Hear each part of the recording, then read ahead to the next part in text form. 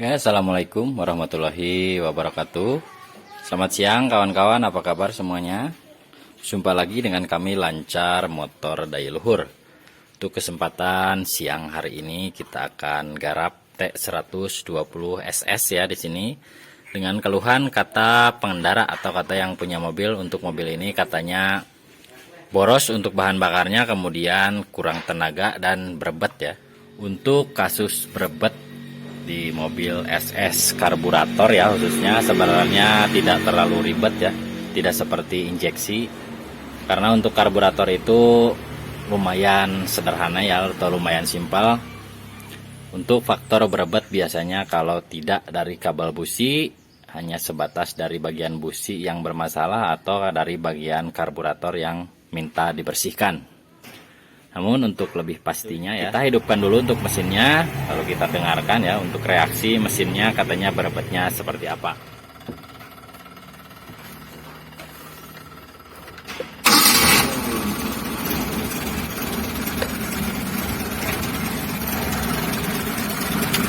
Untuk posisi starter atau hidupnya tidak terlalu susah ya, cuma untuk stasionernya bergetar seperti ini. Lalu kemudian kita coba untuk sentok gasnya ya.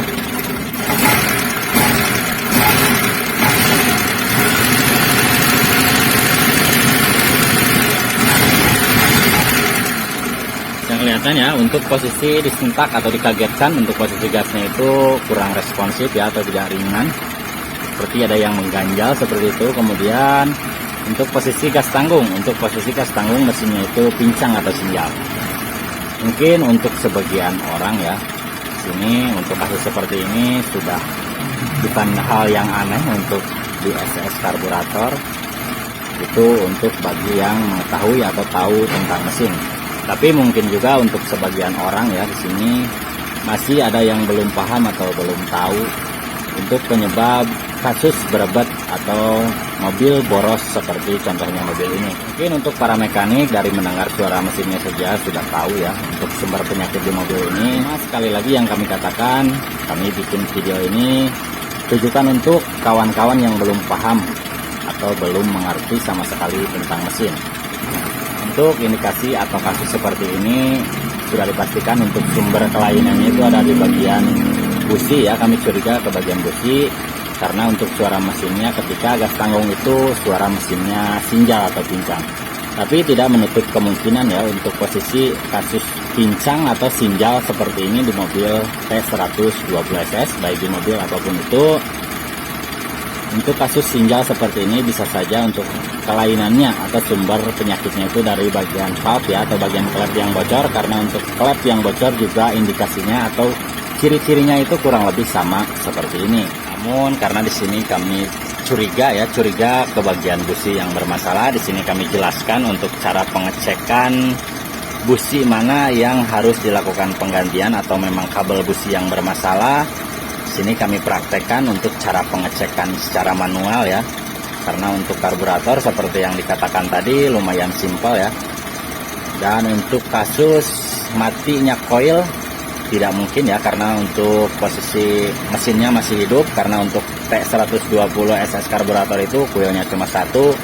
Kalau koil tersebut tidak mengeluarkan api, otomatis mesinnya tidak akan hidup. Beda dengan T120 SS injeksi ya, karena untuk koilnya 2, apabila koilnya mati satu, besar kemungkinan untuk mesinnya tetap bisa hidup. Oke, untuk langkah selanjutnya kita proses pengecekan busi ya atau kabelnya. Untuk mengecek busi atau kabel busi yang bermasalah, kita cukup hidupkan mesinnya seperti ini, seperti posisi stasioner ya, seperti ini. Lalu kita cabut satu persatu untuk posisi kabel businya ya di sini. Apabila kondisi mesin hidup, kemudian kabel businya kita cabut ya. Cabut di sini maksudnya kita renggangkan untuk posisinya, kita jauhkan dari busi.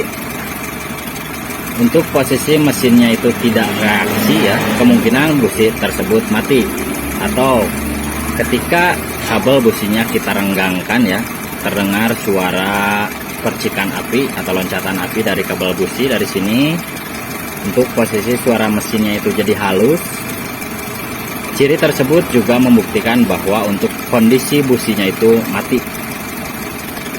Namun apabila ketika dicabut ya, posisi ketika dicabut untuk kabel businya, untuk posisi suara mesinnya itu tambah parah ya, tambah bergetar atau sampai mati bisa seperti itu, maka sudah dipastikan untuk busi di silinder tersebut tidak ada kelainan. Namun apabila ketika kita cabut ya untuk posisi businya tidak ada reaksi di mesinnya, kemudian ketika kita buka untuk posisi businya itu kering ya, tidak ada basah seperti itu, maka besar kemungkinan kelainannya adalah di bagian valve yang bocor. Namun untuk lebih pastinya kita coba cabut ya untuk posisi kabel businya, kita cabut satu persatu sambil kita lihat untuk reaksi di mesin tersebut.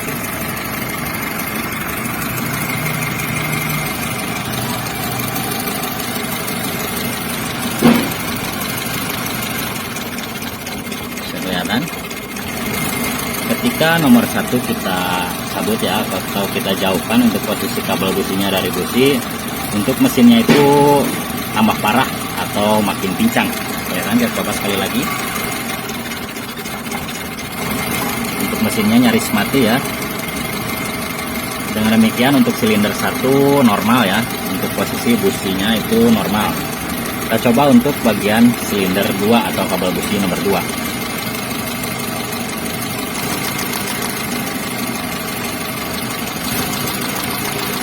Bisa kita dengarkan ketika kita jauhkan ya, atau kita renggangkan posisi kabel businya, untuk suara mesinnya itu jadi halus. Bisa kita lihat perbedaannya, kita renggangkan untuk posisi kabelnya.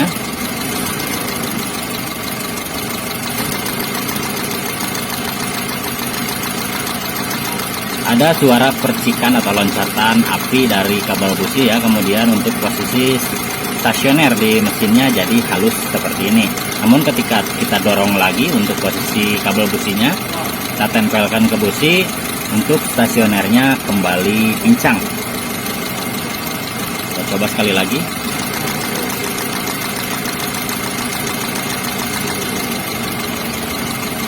Bisa dipastikan untuk posisi busi silinder nomor 2 bermasalah ya, bisa dikatakan mati seperti itu. Kita coba untuk posisi nomor 3. Jika kita renggangkan seperti ini, untuk reaksinya sama seperti kita cabut untuk posisi kabel busi di silinder 1 ya. Untuk posisi stasionernya jadi kecil atau tambah pincang, kelihatan seperti ini.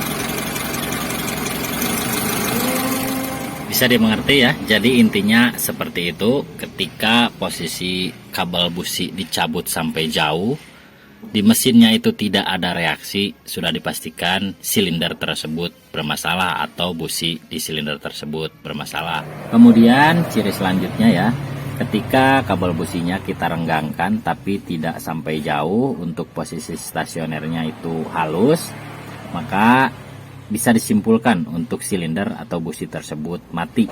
Tapi dengan catatan untuk direnggangkan ya, bukan dilepas. Karena untuk dilepas tidak ada reaksi itu sudah dipastikan untuk busi tersebut mati ya, atau harus dilakukan penggantian.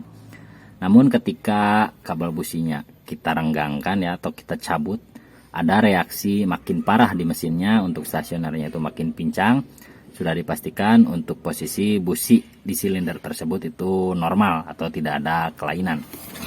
Namun sedikit catatan ya di sini dalam proses pengecekan kabel busi atau pengecekan busi, mohon diperhatikan untuk kondisi kabel busi ya. Apabila kondisi kabel businya itu sudah mulai rapuh, untuk pengecekannya kami sarankan memakai tang ya, karena takutnya ada kebocoran di bagian kabel busi, malah nanti ada sengatan arus listrik. Karena untuk posisi kabel ini kelihatan masih bagus ya, seperti ini, tidak ada rapuh, makanya pengetesannya kami menggunakan tangan.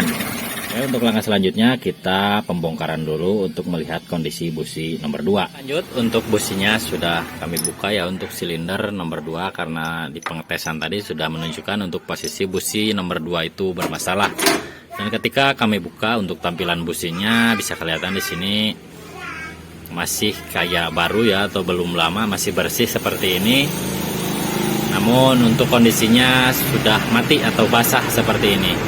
Melihat kondisi seperti ini ya, Untuk posisi businya masih belum lama terpasang kelihatannya, tapi sudah mati lagi seperti ini.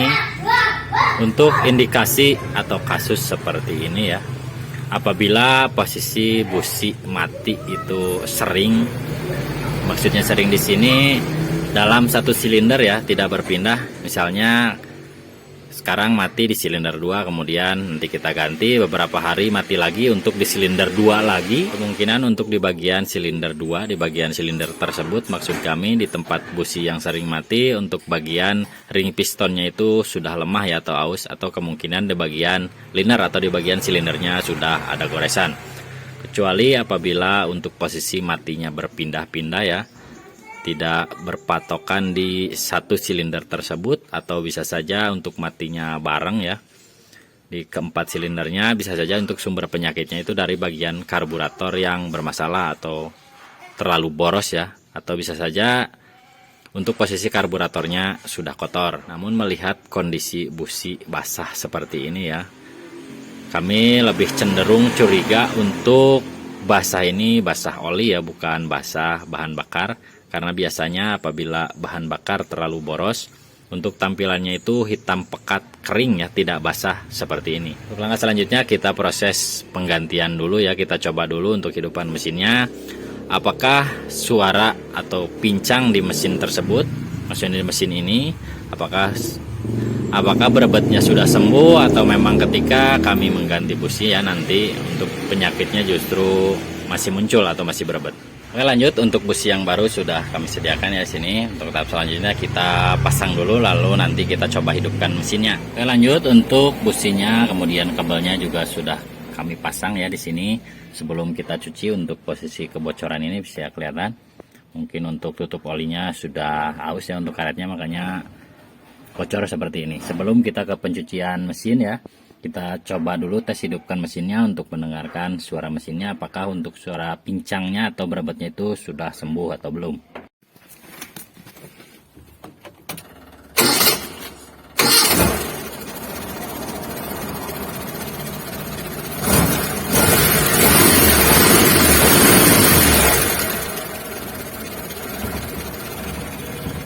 Oke, lanjut untuk suara mesinnya sudah normal kembali ya, untuk stasionernya sudah halus, kemudian ketika gasnya dicentok itu sudah tidak ada yang mengganjal seperti tadi, karena untuk businya sendiri sudah kami ganti.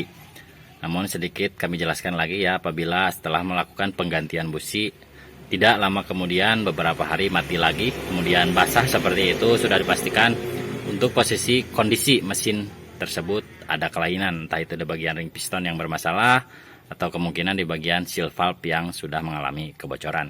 Ya, untuk tutorial pengecekan ya, pengecekan busi yang mati, kemudian mengatasi masalah berebet dan boros di mesin T120SS karburator. Cukup sekian dari kami, mudah-mudahan bisa bermanfaat untuk kawan-kawan yang punya keluhan atau kasus seperti contohnya mobil ini. Sampai jumpa dengan kami di PDP selanjutnya. Terakhir dari kami, wassalamualaikum warahmatullahi wabarakatuh.